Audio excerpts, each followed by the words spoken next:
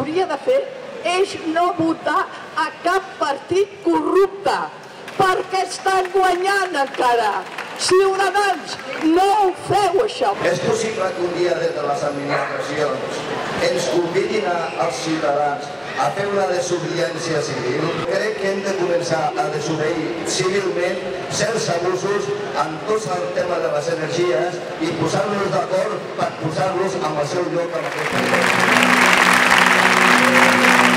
Si tots junts ens posem d'acord en uns mínims, en uns objectius, si ens fixem un codi, podem canviar les coses. Si el que volem és, de veritat, modificar, canviar les regles de joc, no podem limitar-nos només a resistir. Hem de plantejar-nos guanyar. Ha arribat el moment de guanyar. Per poder guanyar cal la implicació de tots nosaltres, perquè nosaltres no tenim el poder econòmic. Nosaltres no som els banquers, tampoc tenim ara mateix el poder polític, no tenim el poder mediàtic, no tenim el poder judicial, pero son mayoría. La gente que pensábamos así o que salíamos a la calle no teníamos ningún partido político que nos representase, ¿no? Y ahora tenemos varios de distinta manera.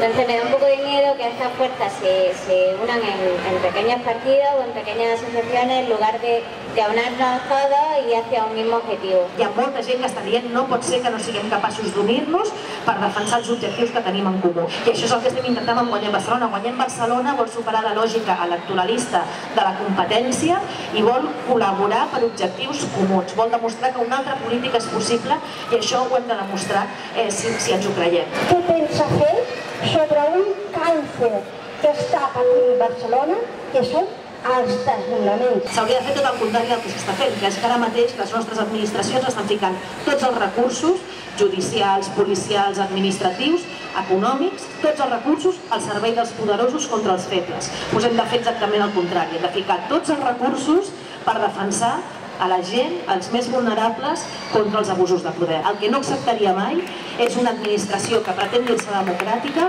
i em diu que no intervé perquè no té competències. Tota administració democràtica és competent en matèria de drets humans. I això serveix pels desnonaments, serveix per la sanitat, serveix per l'educació, serveix per les persones migrants. En matèria de drets humans, qualsevol administració és competent i ha de ficar tots els seus recursos per defensar la vida, la dignitat i els drets més bàsics. El que s'estan plantejant els companys és la possibilitat d'ocupar una institució.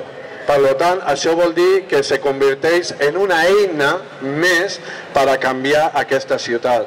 La diferència estarà que si guanyen, o si guanyem, i tindrem un ajuntament al nostre costat. Guanyar vol dir implicar-nos tots i totes, tots els que estem aquí, sabem d'alguna cosa, tenim un coneixement quotidià. Tothom on treballa sap què falla i què es pot millorar. A partir del 16 de setembre, Guanyem s'obrirà com un meló. Cal que hi entrem totes, a través dels barris, a través dels eixos temàtics, i que diguem què falla, què es pot millorar, ens impliquem i guanyem Barcelona.